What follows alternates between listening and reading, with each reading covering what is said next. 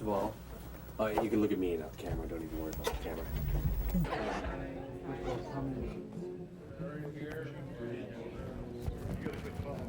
I never like to be amused. Don't pull me. Do not pull me.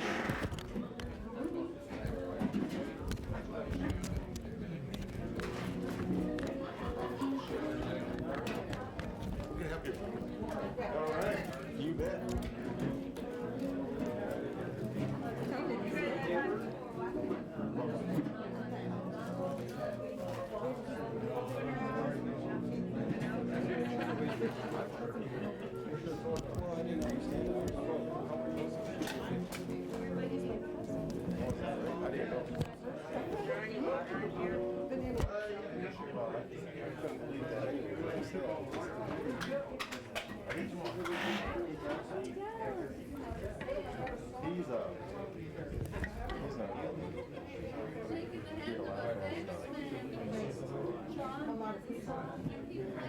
That's something for you. I have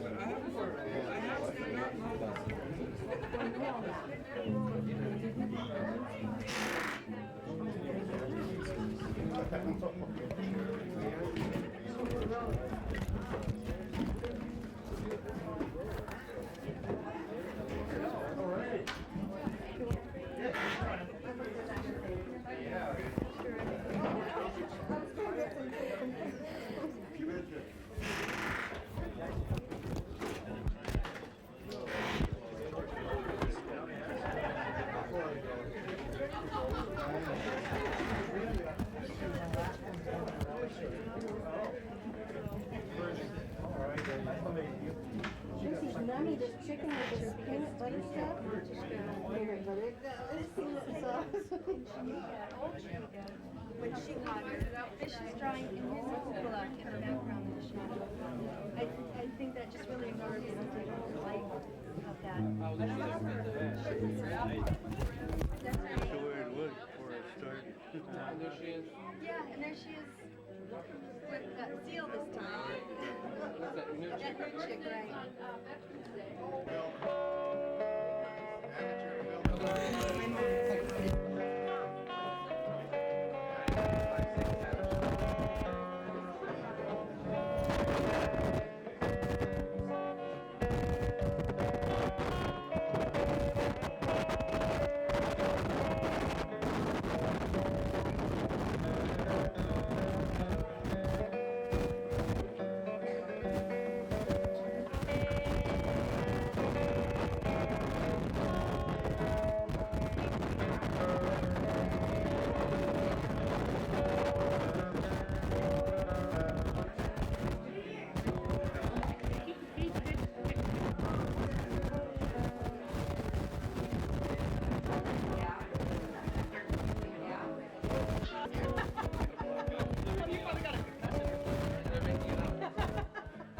It's all live, Jennifer, by the way.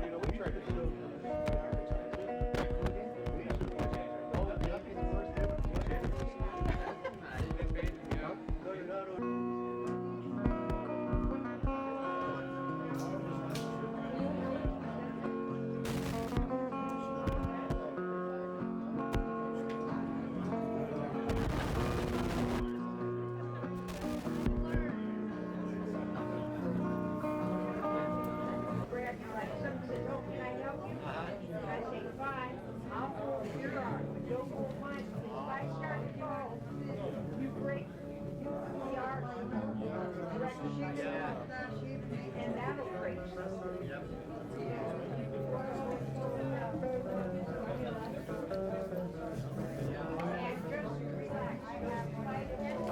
I did good. You know why?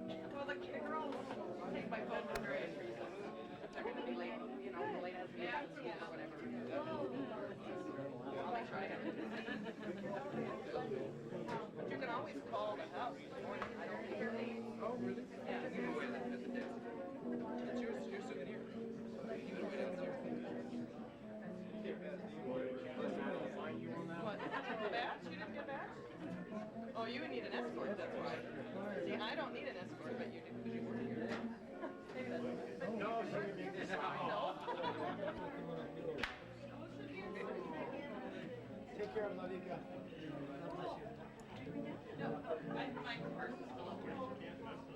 Yeah, really.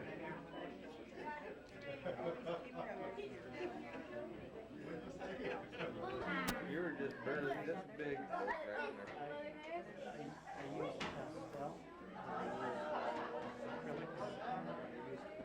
So you really No, I mean, maybe this.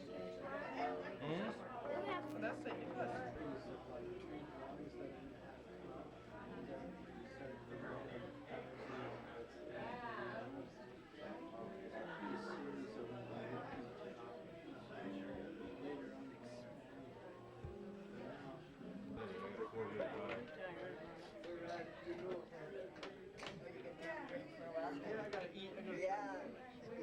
I would hesitate for a minute with one of those other assholes on the right.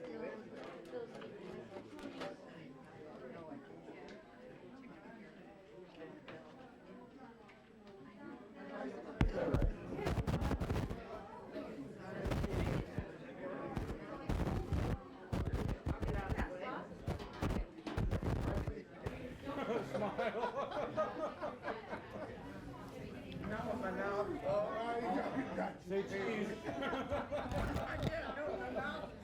could have been really ready. We'll keep that in, Michael, if you're doing all that stuff. We'll put music under there. You'll website and look at my, No cable, no computer. you gotta start watching Archie. I got a cell phone. There's so much garbage on the air. Yeah, there is. It's the one uplifting, fun show. I love that. Watch it. I love it. What time is it? It comes on Maybe in the winter, on Saturday. I don't think it is very good, but in the summer it's the worst. Nobody's gonna watch it at 3:30 in the afternoon, but maybe in the winter. So Russell,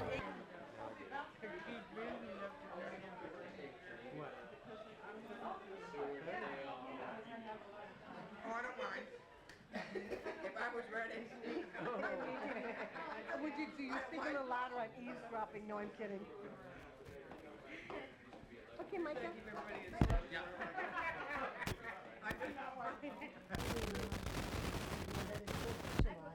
And I'm accountable on Zoom. We got some stuff. We're all moving on. And they'll come around with us. We'll lead them in the right direction. You have no choice. Thank you so much for coming. I don't want to interview you today. You just have fun. But we'll be back. We'll be very good at the You want exterior. to talk about the ASRC? Right. Yeah. Isn't that a cool thing? They got, anyway, let her be seen better than me. I'll be half hid. No, Anyway, so we're just chatting. And these are really good. I'm going to do You know what I'm wanting to get started is a group of kids for the Anchorage area for basketball. You know what? I wanted to start a whole thing. Calling Cherry Green Productions. My heart's for the kids. She's more important than me. I was wanting to see if I can get cherry breaded too. Oh my God! Because I'm up here in the region and I want to have a great big huge Christmas party for the kids. Okay, we got her. Come on, Mike. Thank you. Yeah. So I'm working as much as I can, and I'm on the roster at Native Heritage Center now too. So they hired me. I was on the same building in October 2nd. You know what? I saw that. My mind was going to get stuck up. That was fun. I was saying. Good, me. Look up. And then just so we can look at your face for a minute. Yeah, there you go. And then grab something else now. Good. We'll put that on. Hey, thanks. Here.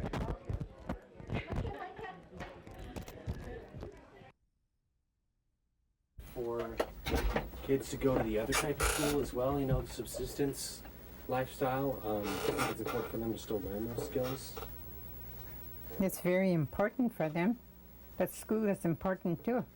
Nowadays, if you don't have your diploma or whatever, you can't get a job too. So if they don't have time to learn the subsistence stuff during school, when do they learn how to do the subsistence stuff? After they graduate or in the summer or what? Well, after you graduate, you're looking for a job.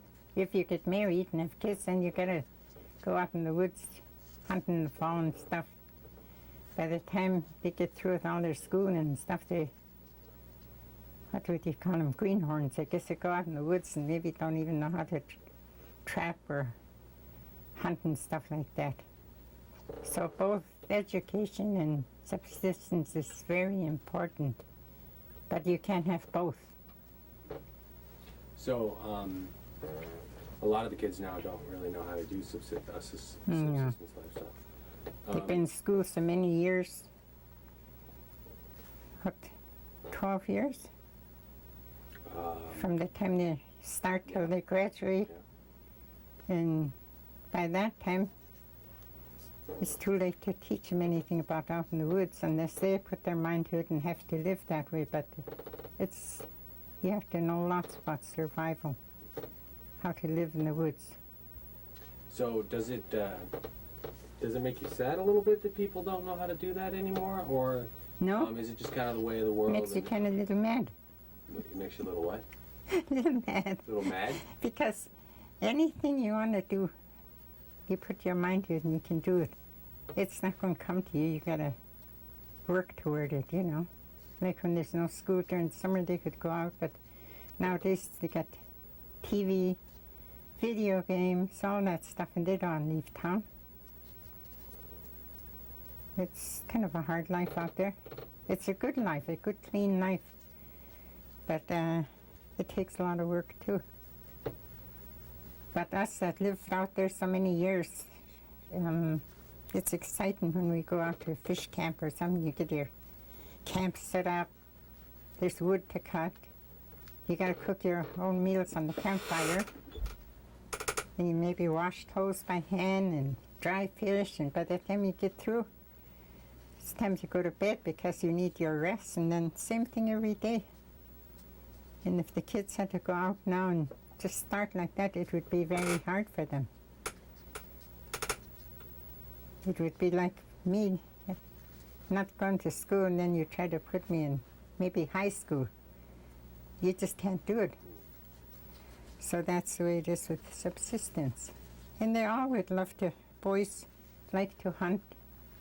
But like I say, they go to school and they don't have time for learning all about hunting and survival and stuff.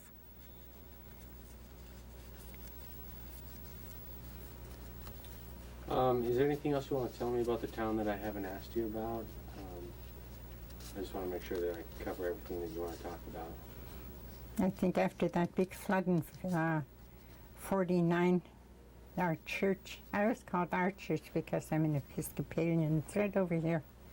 That used to be way down there by the cemetery, and they moved that up here. And then the AC store, everything was down that way.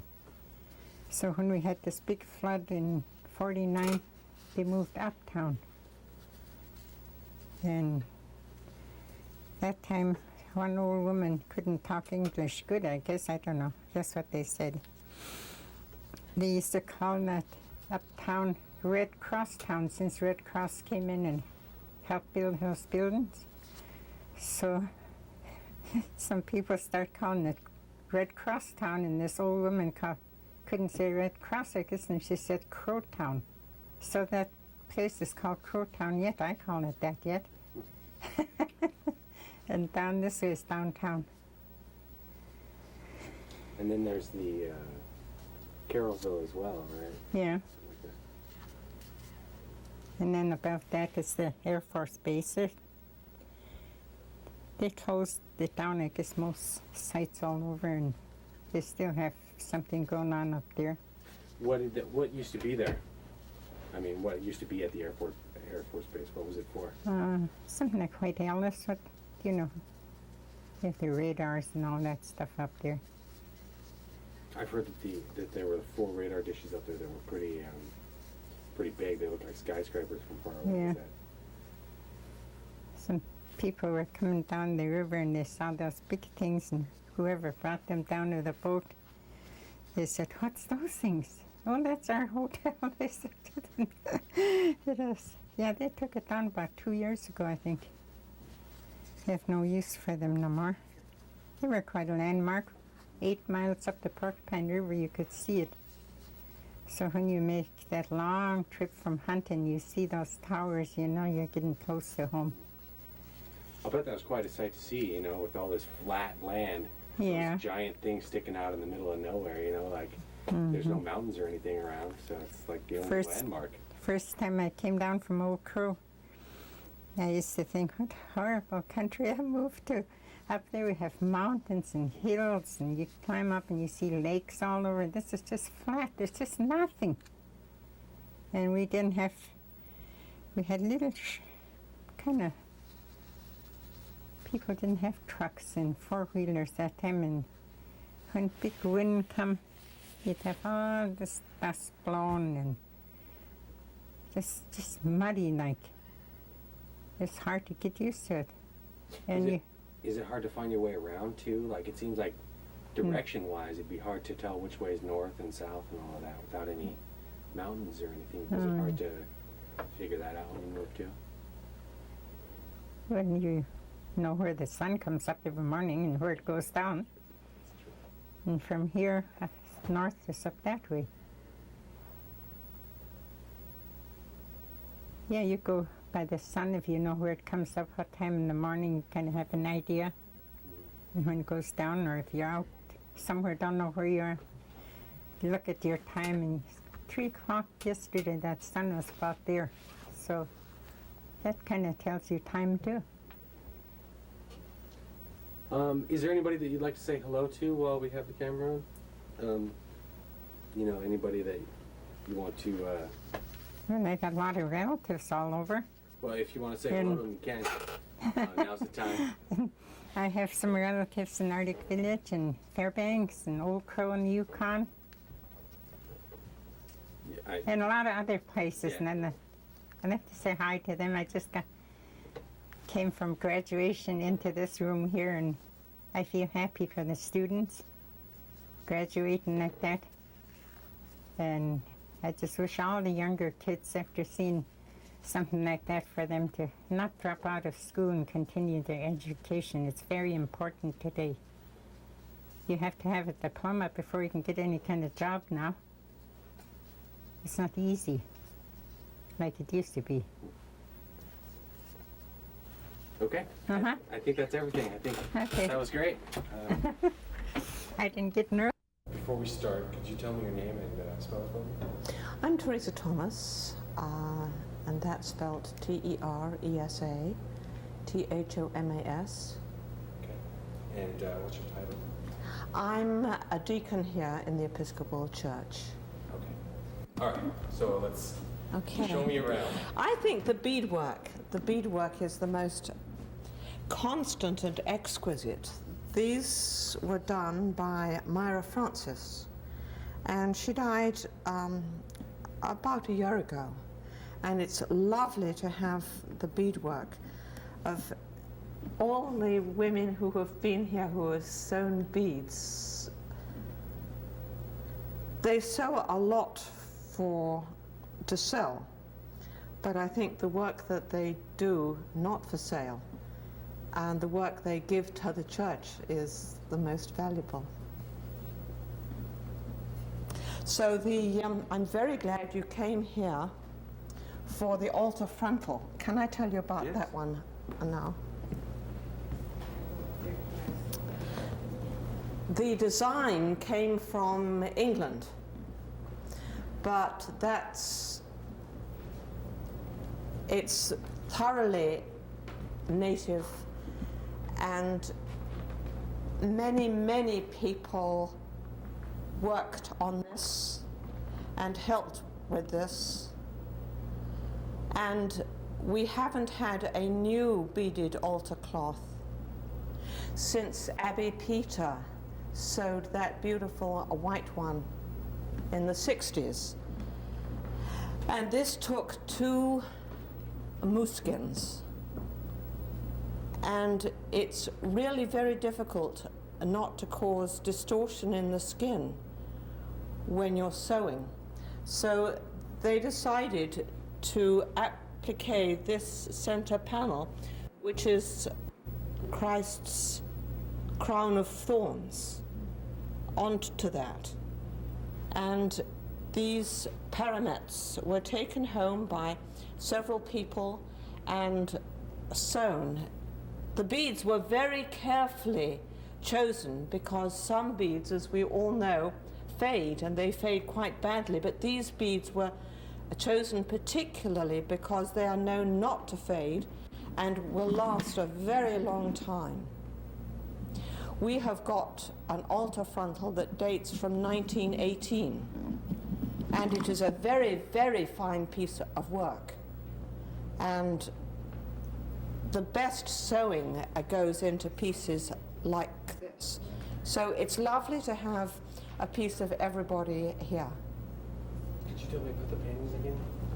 The paintings, the two paintings, and this is the crucifix. This was in memory of Walter Harper, born the 1st of January 1892 at Old Station near Tanana, Alaska, died 25th of October 1918 when the Princess Sophia foundered in the Lynn Canal with her entire company of 343 souls. This picture is set up by his companion of many missionary journeys, his preceptor and friend, God be gracious unto thee, my son. And this painting was done by Zabriskie, as was the Nativity over the entrance door. And we're very lucky to have them. And they are really part of our lives.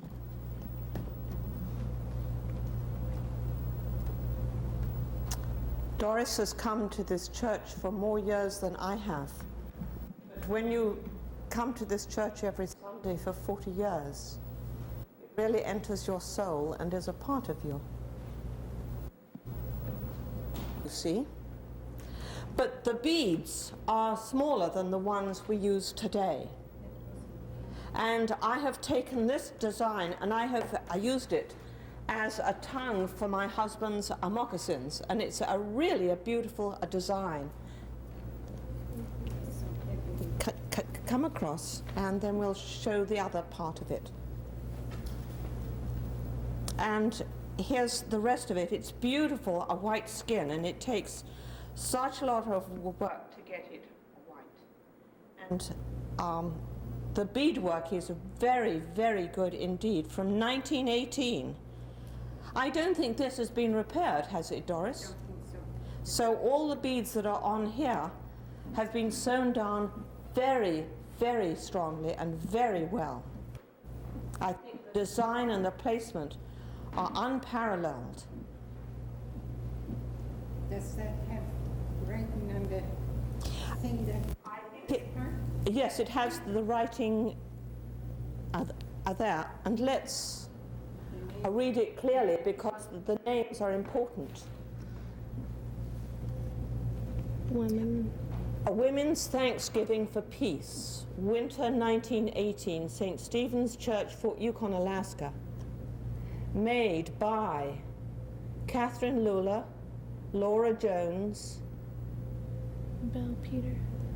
Belle Peter, Mary Johnson, Charlotte Paul, Martha Wallace, Jenny Pilot, and Mariah Collin. So we remember these people always at the altar, and it's lovely to have this amount of skill and this artistic sense always at this place. We are very, very lucky to have people of this caliber. Us with this. Jolene, do you sew beads? Occasionally. Jolene did some of the leaves. I had her. Oh, lovely! Oh, how super! And is there another one?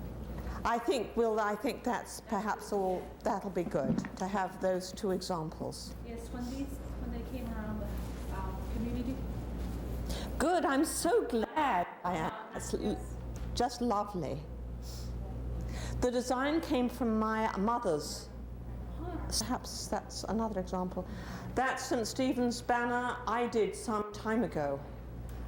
Every church, every Episcopal church in the diocese should have a banner that it takes to events like our diocesan convention. So because we didn't have a banner, I made that, and it is special to me particularly because my mother helped me with that, and she taught me all I know in the way of sewing. So it was a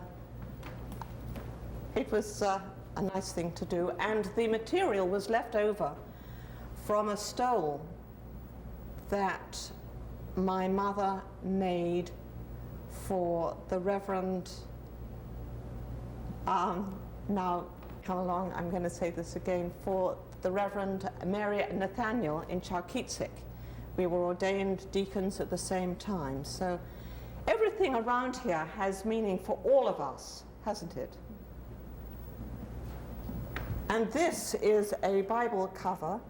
It's made by Hannah Salmon in memory of her son Ralph. What is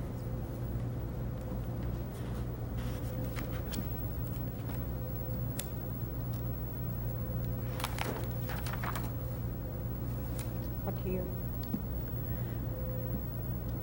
This is Hannah Salmon's husband. This was January 15th, 1959.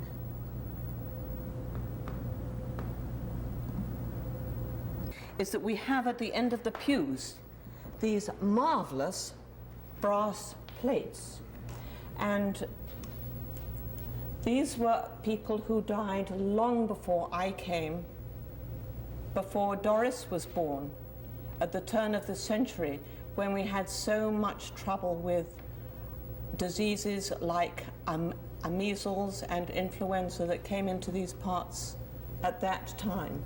And these pews were given in memory of these people. So this is why we have these names like Alexander and English Shoe and Wallace and Druck. They are all our names. Is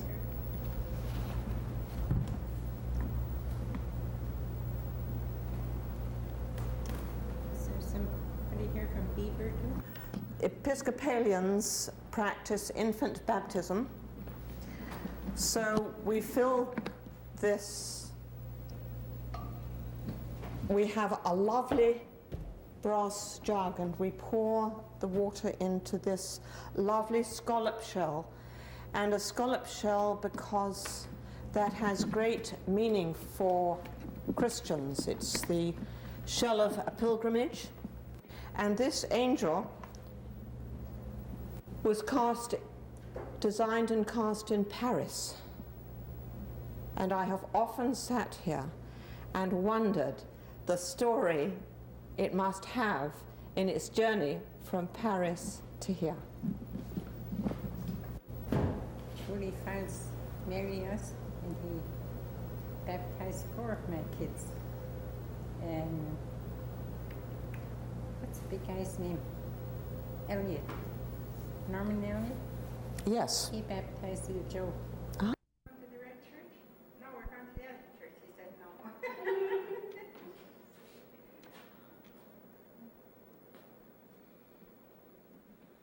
Now this is quite a thing I put in there. That's lovely. He's taking pictures of it. They come over here. And I should be like this side. You know more about in there than I do. Your sister, right? Things work just right. See how All things work God bring everybody good for those who love God, huh? Isn't that right, Diane?